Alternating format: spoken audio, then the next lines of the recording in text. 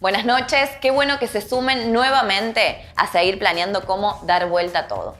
Esta semana el centro del debate estuvo puesto en el acuerdo al que llegó Alberto Fernández con los fondos de inversión extranjera. La realidad es que como la oferta del gobierno cada vez se acercó más a lo que exigían los fondos buitres, terminaron cerrando.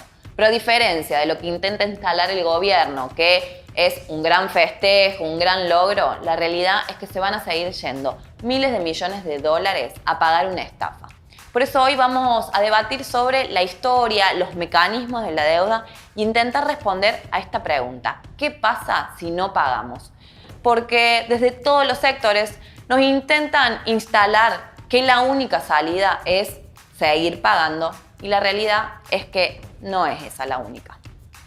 A su vez, queremos profundizar el debate sobre el agronegocio como modelo productivo en nuestro país, modelo extractivista, que se viene debatiendo desde distintos sectores, por distintas aristas, porque se sigue debatiendo el acuerdo de entendimiento con China para la instalación de grandes granjas industriales de producción de cerdo, se sigue discutiendo sobre la necesidad de la ley de humedales mientras se siguen prendiendo fuego las islas en el delta del Paraná. Están debatiendo y organizándose nuevamente las poblaciones en Chubut en contra del avance megaminero. Entonces queremos profundizar en muchos de estos temas que ya hemos tocado antes, pero para conocer en profundidad de qué hablamos cuando hablamos del agronegocio. A su vez, venimos de que se cumplan 2 años de ese día en que 38 dinosaurios antiderechos, esos senadores que terminaron decidiendo por encima de las millones que salimos a las calles en contra nuestra, negándonos el derecho al aborto legal, seguro y gratuito. La realidad es que, aunque ellos querían frenar nuestra lucha continúa. Por eso hoy seguimos exigiendo la aprobación del proyecto presentado por la Campaña Nacional por el Derecho al Aborto y no el proyecto que intentan meter desde el oficialismo, que es acordado con los antiderechos. Por eso nuestra pelea es seguir en las calles, seguir exigiendo nuestros derechos, como así también la separación definitiva de las iglesias del Estado. Sin otra cosita más, empecemos el programa para seguir planeando cómo dar vuelta a todo.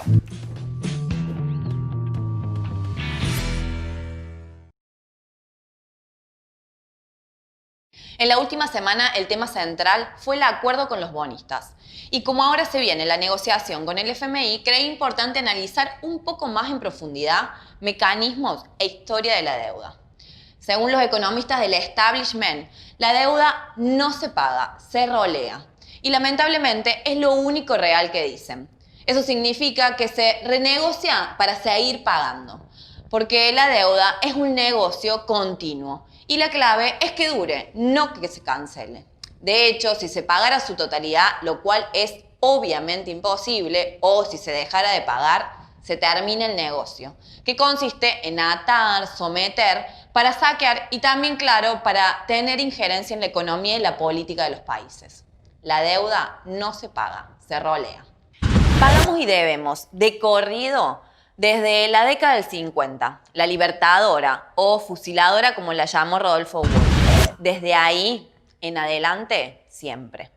Pero hubo puntos de quiebre, de inflexión en esta historia. El mecanismo de la deuda como usura, expropiación y saqueo planificado estructural arrancó con la dictadura genocida.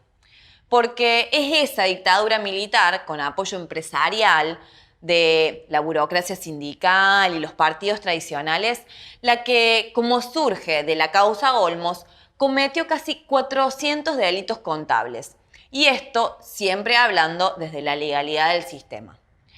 La dictadura estatizó deuda privada de sucursales de bancos internacionales con sus casas matrices o multinacionales como Ford y grupos locales como SOCMA, es decir, Macri. Los garantes del orden utilizaron, por ejemplo, a YPF, una empresa estatal modelo, como recurso fraudulento para tomar deuda. Inventaban pérdidas que la empresa estatal no tenía para justificar préstamos y el FMI salvaba las formas. Fraguaban balances contables de YPF justamente para eso. Increíble. Al final de la dictadura, el saldo fue que se pasó de 8.000 millones de dólares a casi 30.000 millones en menos de 6 años. Los gobiernos de la democracia, es decir, de esta democracia de ricos, y hasta podríamos llamarla del FMI, profundizaron el fraude, encubrieron con impunidad el saqueo y legalizaron el sometimiento. Alfonsín, que algunos presentan como el gran demócrata, fue el primer socio directo de esta estafa. Aunque al asumir no encontró un solo asiento contable de la deuda, esto quiere decir que no había documento que probara que teníamos que pagar. ¿Saben lo que hizo el demócrata? Legalizó todo. Promovió una convocatoria internacional para que los que se consideraran acreedores del Estado argentino se presentaran, así como así, sin ningún papel. Lo de los radicales siempre fue igual. Chamullo socialdemócrata y política neoliberal. Con Alfonsín la deuda siguió creciendo y la injerencia política del FMI también. Ya lo de Menem fue un escándalo enorme. Multiplicó el saqueo y enajenó todas las empresas públicas, que se suponía tenía dos objetivos. Uno, que las privatizadas fueran eficientes como servicios privados gestionados por el mercado. Y dos, con todos los fondos de la venta de las empresas, desendeudar al país. Resumen, Menem pagó 116.000 millones de dólares. Después vino De la Rúa y el argentinazo, con Cavallo como ministro y otros personajes, y el radical con cara de yo no fui y asesino de diciembre de 2001, pagó 44.000 millones de dólares. Duhalde, el estadista, aunque estuvo meses, eso le fue suficiente para desembolsar al capital financiero 18.000 millones más. Y a partir de acá, dos historias para sacar cuentas y conclusiones políticas. Primero, el kirchnerismo, con toda su retórica soberana y anticorporaciones, pagó al contado ni más ni menos que 200.000 millones de dólares. Repito, 200.000 millones. Sí, 12 ceros en total. Los años de viento de cola de la economía se usaron para pagar una estafa, no para el desarrollo independiente del país a partir de un default soberano y, en todo caso, retomar el fallo Ballestero en la causa Olmos. Nada de eso, sino pagar y pagar. Después, la historia más reciente es conocida. El macrismo, que tomó deuda por casi 180.000 millones, con intereses de usura orientados a la bicicleta financiera, y pagó en total durante sus 4 añitos 104.000 millones. Esa deuda es la que Alberto Fernández en campaña decía que era un fraude. Pero veamos, con calculadora en mano, desde la dictadura en adelante se pagó en total 546.300 millones de dólares. Sin embargo, hoy oficialmente debemos 340.000 millones de dólares. Es decir, aunque pagamos casi 2 veces la deuda, todavía seguimos debiendo. Claro, lo que pasó es este asunto del roleo. Para empezar, la metodología de la deuda se rige por una lógica de la usura. Existe usura cuando el acreedor impone al deudor condiciones tales que éste nunca puede dejar de ser deudor. En consecuencia, la deuda se vuelve perpetua y los intereses inhiben la posibilidad de pagar el capital de esa deuda. Asimismo, la magnitud del endeudamiento obliga a contraer deuda para el pago de los intereses. Por eso hablamos de lógica de la usura. Porque nuestro país, como la gran mayoría de los estados deudores del mundo, no pueden cancelar su deuda y están forzados a refinanciar permanentemente sus vencimientos de capital, pagando nuevos y más elevados intereses. Argentina es un país condenado a transferir sus recursos a los acreedores, lo cual significa una expropiación. Esta sí, no como Vicentín, que no se toca. Esta es una expropiación del esfuerzo de las mayorías que trabajan. Ahora, si su origen es fraudulento, si está probada su estafa, ¿por qué tenemos que pagar? O mejor dicho, ¿qué pasa si no pagamos? O mejor todavía, ¿se puede dejar de pagar? Los que difunden la política tradicional frente al no pago plantean escenarios catastróficos. Dicen que defaultear deuda implica el cierre de empresas, quiebra, despidos, una subida del dólar con hiperinflación. Dicen que se corta el financiamiento externo y el país no puede acceder a créditos, que no vamos a poder exportar y quiebra la economía. La realidad es que pagar nos lleva a la miseria, a desocupación de grandes franjas de la población, porque atarse a la deuda es atarse a los planes económicos de los sectores concentrados de la economía que piensan solo en maximizar sus ganancias. La realidad es que con los miles de millones de dólares que se van en fuga de capitales y pago de deuda externa, se pueden construir cientos de miles de viviendas, miles de escuelas, cientos de hospitales y todo eso con un plan de obras controlado por el Estado y, por supuesto, al servicio del pueblo trabajador, generando trabajo y reactivación económica. Y ahora, con la pandemia que multiplicó las penurias para la gente, el rescate que necesitamos es ese, de la gente hundida, no de los banqueros. Cuando hablamos del no pago, aparecen sectores que dicen, bueno, va a haber aprietes, amenazas.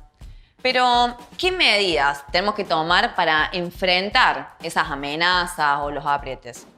La verdad es que los bonistas y el FMI, los países e intereses que representan, tienen mucho más para perder que nosotros como pueblo.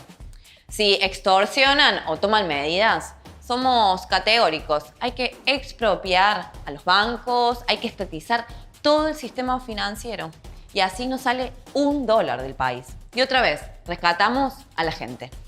Y además, para asegurar divisas, los insumos que necesitamos contra el escenario de catástrofe que nos proponen estos sectores, hay que estatizar el comercio exterior y asegurar ese resorte para el interés público, social, no para las corporaciones de la soja, el agronegocio y los fugadores cereales.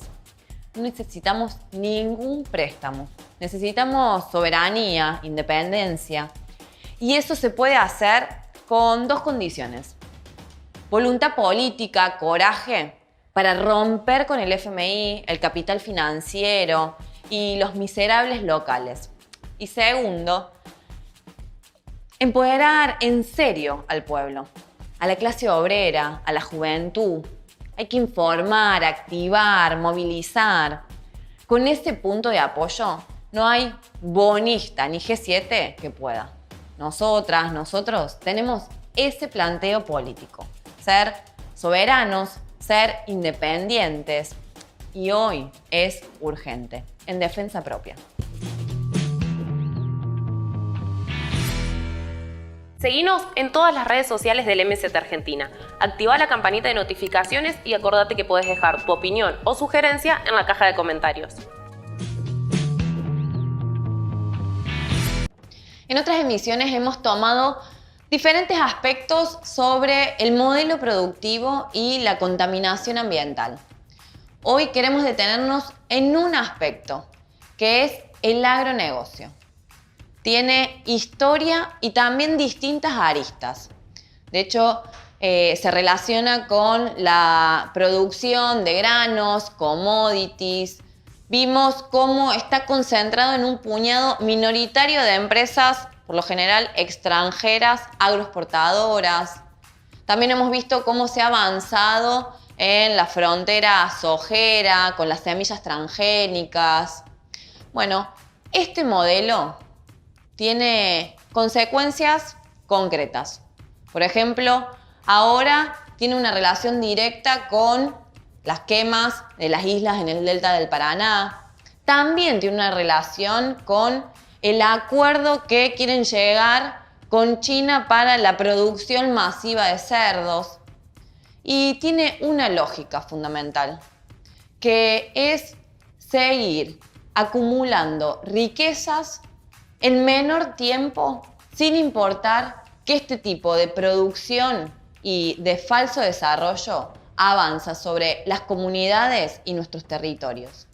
Ahora veamos un poco sobre la historia del agronegocio en nuestro país. Alberto con la sociedad rural el 9 de julio. Cristina con entidades del agronegocio. Solá y la chanchada de las granjas industriales de cerdos para China. Reuniones del Ministerio de Agricultura con ACTech y la Fundación Gates marcan un rumbo en el que la clase política capitalista no tiene grietas. Continuar y profundizar el agronegocio, la necesidad de dólares para pagar deuda, acelera este rumbo. ¿Pero en qué consiste todo esto? La historia comienza en 1996 con la introducción de la semilla transgénica desarrollada por Monsanto. La principal característica era ser resistente al glifosato, un agrotóxico fabricado por la misma compañía. Ese mismo año se aprueba su llegada a la Argentina de la mano de Felipe Solá. A casi 25 años de su llegada, en el Cono Sur se siembran 62 millones de hectáreas de soja transgénica y 82 millones si sumamos al maíz transgénico. Y las consecuencias de este modelo están a la vista. Se arrasaron 45 millones de hectáreas de bosque nativos y humedales, desde el Gran Chaco hasta el Amazonas. Aumentó exponencialmente la concentración y extranjerización de la tierra y solo un puñado de empresas maneja el mercado mundial de semillas y agrotóxicos. Sobre la tierra se fumiga con más de 1.000 millones de litros de agrotóxicos que contaminan la comida, aumentando los casos de cáncer, abortos espontáneos y nacimientos con malformaciones. A pesar del lobby y manipulaciones de pruebas científicas, la Organización Mundial de la Salud ha clasificado al glifosato como cancerígeno, pero los gobiernos miran para otro lado.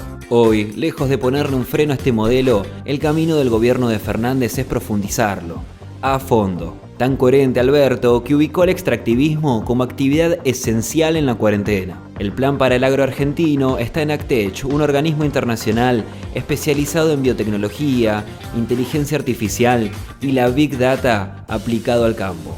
ACTech participó junto con la Fundación Gates, terratenientes argentinos como Groboco Patel y el Ministerio de Agricultura para aplicar estas técnicas en el país. Más semillas transgénicas, más agrotóxicos, alimentos sintéticos y producción agrícola sin personas. Y si algo nos faltaba, Argentina está negociando un acuerdo con China por el cual pasaríamos de producir 7 millones de cerdos por año a 100 millones. La noticia, celebrada por el agronegocio y distintos sectores políticos, podría transformarse en un desastre de proporciones inimaginables, similar a lo que fue la incorporación de soja transgénica, que encima va a crecer porque la instalación de granjas chinas implica, además del maltrato animal, producir aún más soja y maíz transgénicos y va a ponernos frente a nuevos peligros sanitarios y ambientales. El ministro de Ambiente, Cabandier, del que nada esperábamos, nada hizo.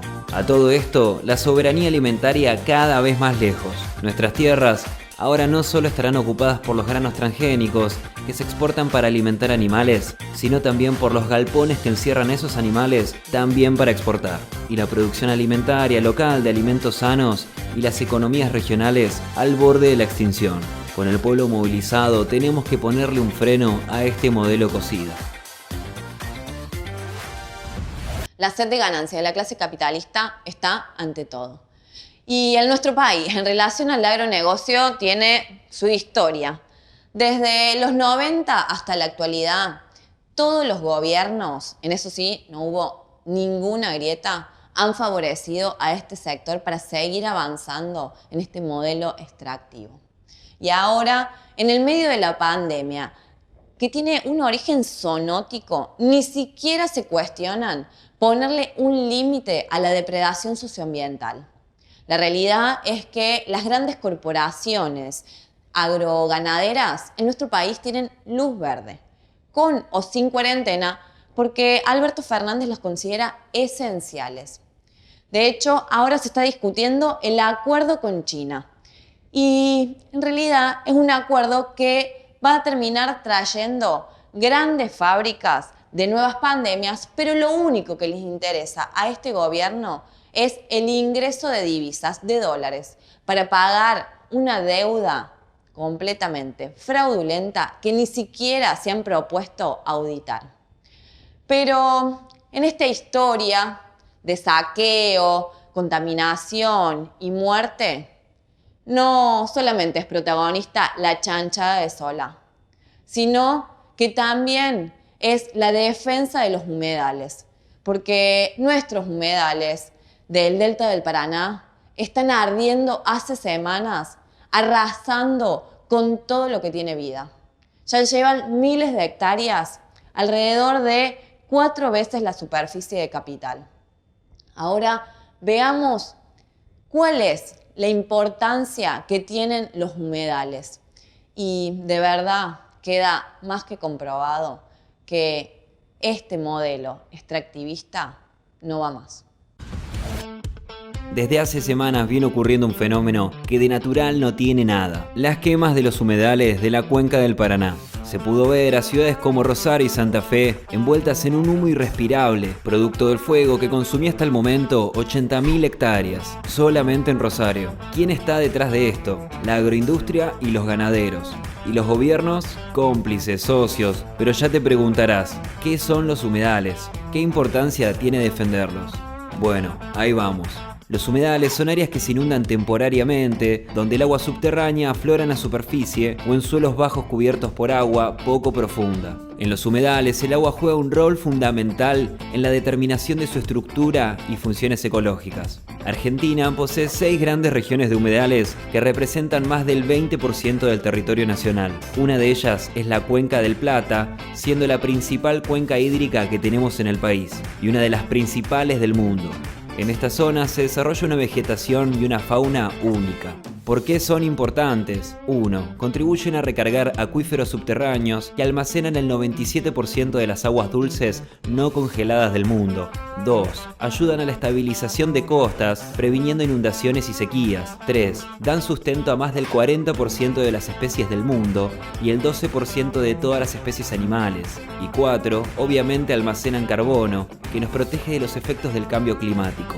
Por eso mismo, la preservación de ecosistemas es fundamental para el desarrollo de nuestra vida. El capitalismo extractivista viene generando un verdadero ecocidio contra estas áreas. Se calcula que en los últimos 50 años desaparecieron del planeta alrededor del 70% de ellos. En nuestro país, durante el 2008, se quemó más del 17% de la superficie del delta, desde la ciudad de Rosario a la zona de Campana en Buenos Aires. Y ahora vuelve a ocurrir lo mismo con más de 4.500 focos de incendio. Los humedales son un bien común invaluable y no puede ser zona de sacrificio de la agroindustria. Por eso es urgente una ley sobre los humedales que sea elaborada por las poblaciones afectadas, que prohíba la ganadería y la siembra en la zona, que prohíba la especulación inmobiliaria y el turismo de aventura, con presupuesto real y control de las comunidades. Este fin de semana se volvió a escuchar el reclamo en contra de las quemas y en defensa de los humedales.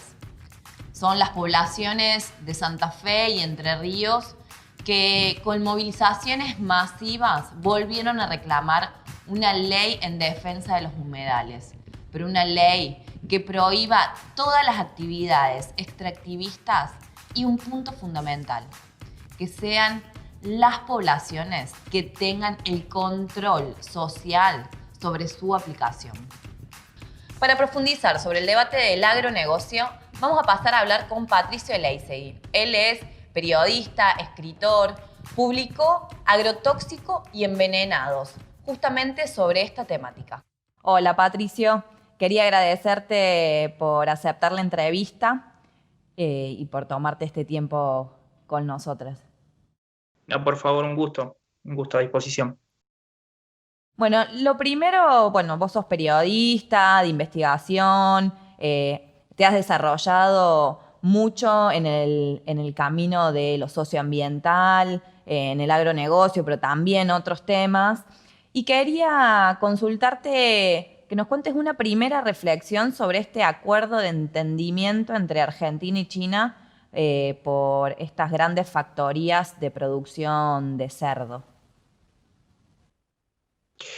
Sí, bueno, es un proyecto que básicamente se escribe en la necesidad del gobierno de garantizarse regalías. Acá no hay un tema que tenga que ver con transformar a la Argentina en una potencia de producción porcícola, ni mucho menos, si se quiere, potenciar la cadena local, ¿no? Acá lo que hay es una búsqueda de regalías en un contexto de sequía internacional de desembolsos, ¿no? de inversiones por el contexto de pandemia, por la especulación misma de los capitales financieros, y en una situación de un gobierno que bordeó el default.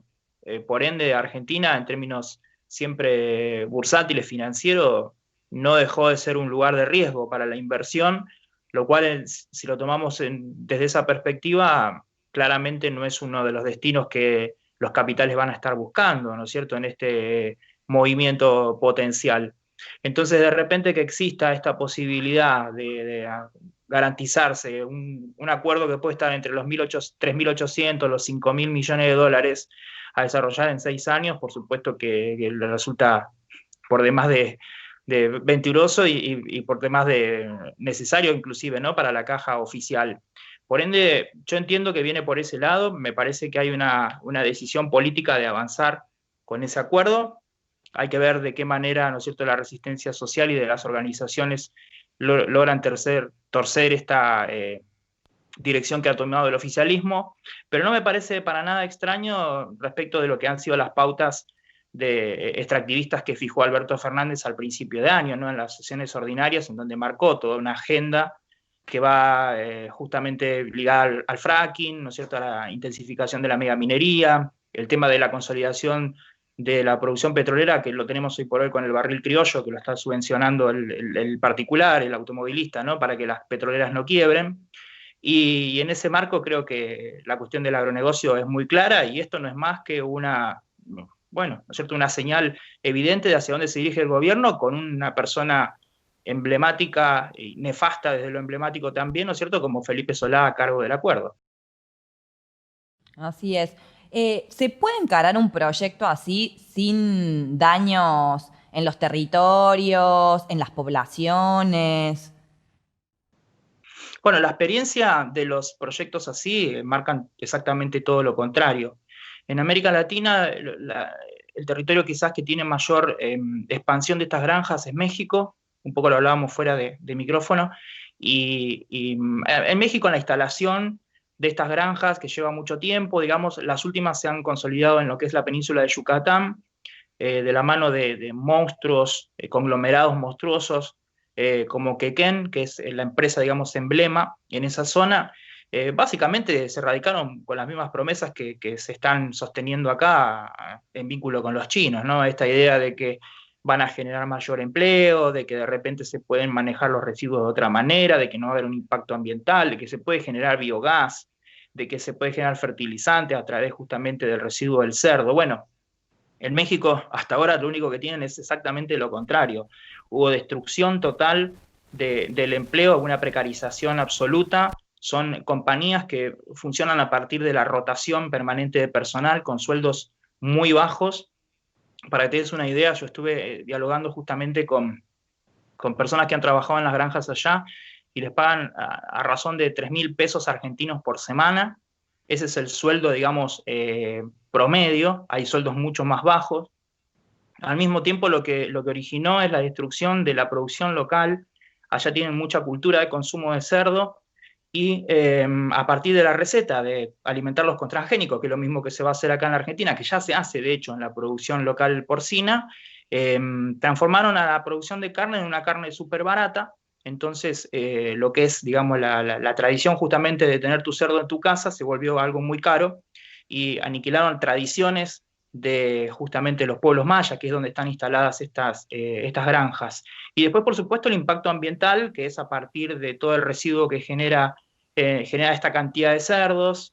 Eso, por supuesto, va a parar a las aguas, contamina el suelo. Bueno, realmente hay que pensar que prácticamente el 60% de lo que consume un cerdo después es descartado como materia fecal, por ejemplo, en la orina también, ¿no es cierto? Y todo eso se va concentrando y vuelve la tierra improductiva, ¿no es cierto? Extermina, por supuesto, la vegetación, acaba también con las otras especies.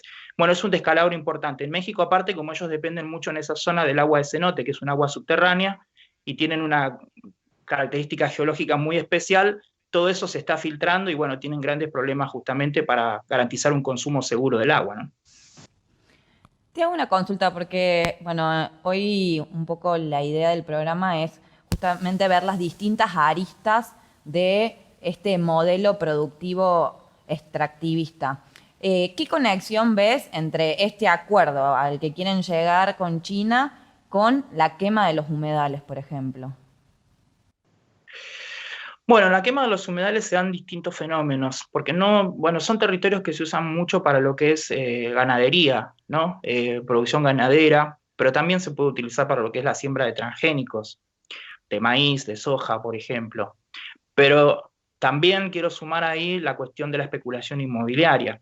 Yo no sé si has visto que en los últimos días, a partir justamente de estas quemas, ya hubo una presentación de un pedido de una empresa rosarina para lotear una de las islas que están justamente frente a Victoria, ¿no? Un pedido de excepción para avanzar con lo que sería una propuesta de desarrollo inmobiliario. Por ende, son muchos aspectos que se juegan en torno a las islas. Lo más común y simple, creo, sí tiene que ver con esto, ¿no? Con la posibilidad de desarrollar este tipo de agricultura, que al mismo tiempo, bueno, se va a utilizar, por supuesto, para el abastecimiento de estas granjas si finalmente se instalan. Cuando hablas con la cadena de producción de cerdos local, ¿no? Hay infinidad de asociaciones y todas estas entidades, ellos dan por descontado que los chinos van a venir. O sea, ellos ya están hechos a la idea de que eso se va a cerrar porque la voluntad del gobierno, por supuesto que va a ser esa, y más allá de que maquillen o no ciertas cuestiones y busquen cierto consenso con las organizaciones ambientalistas, de fondo la idea es cerrarlo a como dé lugar, ¿no? Entonces, básicamente van a necesitar más territorio para producir justamente estos transgénicos. Está un poco instalada esta idea de que China es el gran comprador de la soja transgénica argentina y demás. Bueno, eso es una falacia. Hace muchos años que China no es el gran comprador de la soja argentina, sino que lo es Brasil. Argentina es el séptimo país que le vende estos productos a China justamente. Y el hecho de que se instalen las granjas acá te garantiza un mercado que quizás hoy por hoy no estás teniendo, ¿no? O sea, justamente el socio comercial mayoritario de China es Brasil. Y Brasil no está por ahora dentro de lo que sería el plan de instalación de estas granjas. Así que tener acá esas granjas te garantiza justamente que toda esa soja, todo ese maíz que eventualmente podés vender, llegue otra vez a China como principal cliente. Así que es un negocio redondo, por supuesto. Hay un dato interesante dando vuelta en torno a este proyecto, otro de los datos, porque se habla mucho de que se van a instalar en zonas donde no hay empleo, ¿no es cierto? Donde de repente no va a haber un impacto tan grande desde justamente lo ambiental, ¿no es cierto? Hablan de la Patagonia, hablan de Salta. La experiencia hasta ahora marca que estas granjas se instalan en los lugares donde hay mucha agua y donde hay mucha agua potable. Es clave. Por ende, las vamos a tener en los territorios que son hoy por hoy centrales para la agricultura y el modelo productivo en general. De modo que todas esas tierras y todos estos lugares, justamente estamos hablando del delta, ¿no es cierto? Y demás, van a ser muy importantes también para un proyecto de estas características. Patricio, te hago la última pregunta y, bueno, por supuesto, agradecerte por el tiempo. Bueno, todos los sectores que nos planteamos en contra del avance de todos estos proyectos, como decíamos recién, extractivistas, que el centro está en la acumulación de ganancias rápidas para un sector minoritario, pero sin tener ningún tipo de vista las consecuencias que traen para, decíamos antes, las poblaciones, para la tierra, el agua, digamos. Y desde el sector, los distintos sectores políticos tradicionales, que son quienes hace años han venido trabajando por este camino sin grieta, podríamos decir, nos plantean que no hay otro camino. O sea, que este es el camino por el cual se tiene que avanzar y es el motor económico. Bueno, ¿esto es así o hay otro camino? No, perdón que estoy acomodando el teléfono.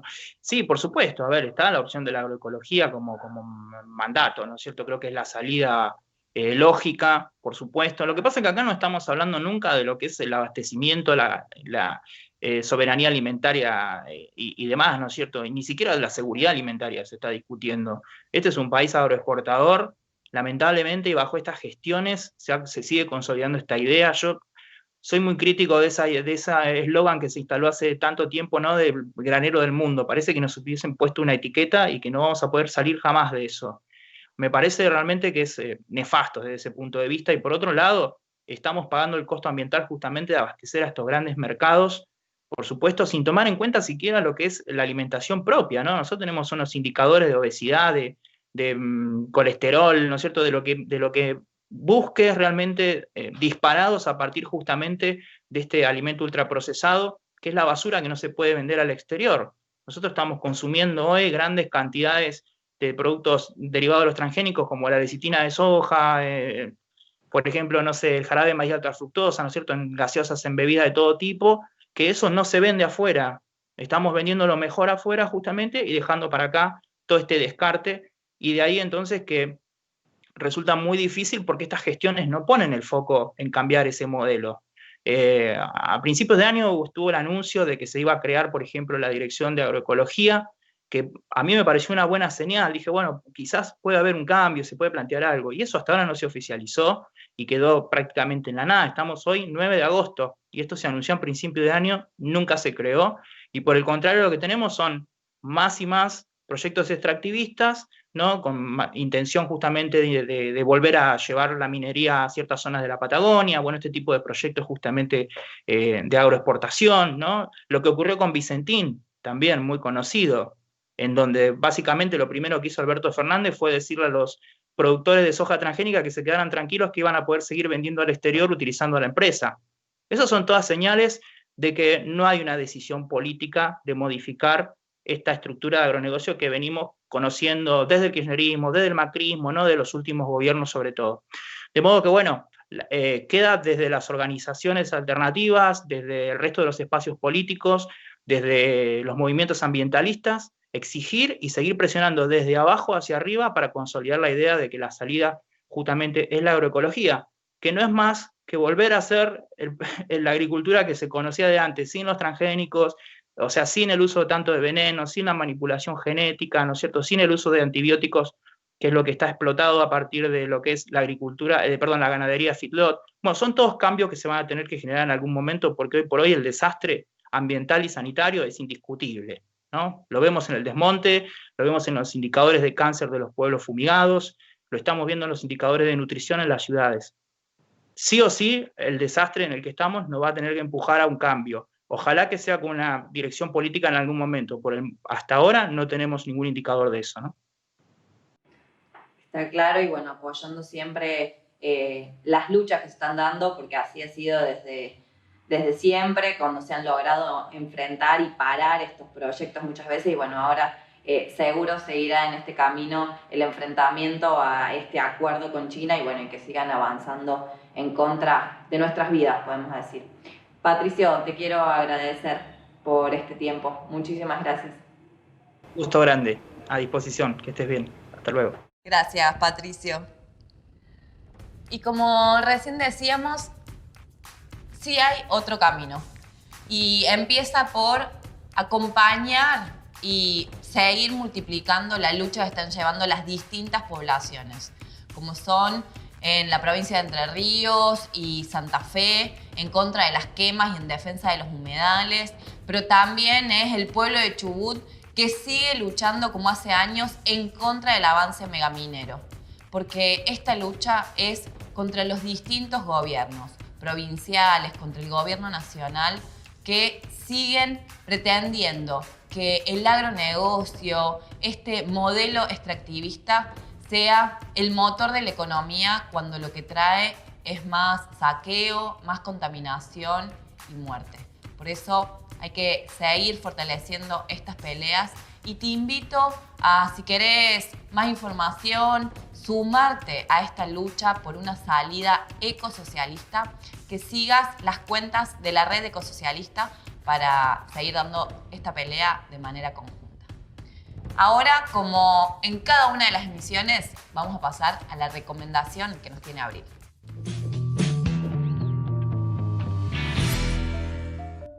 Hoy, que se estuvo hablando sobre agronegocio, les quiero recomendar un documental sobre una historia de vida y de lucha. Se llama Ciencia Disruptiva. El documental aborda la historia de Andrés Carrasco, un reconocido médico argentino especializado en biología molecular y biología del desarrollo, que fue presidente del CONICET y jefe del laboratorio de embriología de la UBA, y que aportó pruebas y denunció hasta su muerte en el 2014 los efectos nocivos del uso de agrotóxicos en la salud, y en particular del glifosato. Por estas razones, se ganó varios enemigos, principalmente Monsanto y el gobierno kirchnerista. Dirigido por Valeria Tucci, el film expone una recopilación de archivos que no deja lugar a dudas sobre el lugar criminal del Estado y de todos los gobiernos, que privilegian el agronegocio por sobre la vida. Y, como desde la ciencia, Andrés Carrasco dio una batalla política importante contra un modelo ecocida. Pero no son todas malas. El documental también refleja el triunfo de un pueblo organizado en Malvinas Argentinas, en Córdoba, que logró, luego de una lucha enorme, frenar el emplazamiento de una planta de Monsanto en su territorio. Y no se puede dejar de destacar la dedicatoria del film a Fabián Tomasi, un activista fallecido en el 2018, imagen icónica de la masacre capitalista sobre la clase trabajadora. Hoy, la lucha que dio Carrasco está presente en los miles que salimos en defensa de los humedales, contra este capitalismo extractivista. La podés encontrar disponible en Movies, te dejo el link en la descripción. A mí me emocionó, no dejes de verla.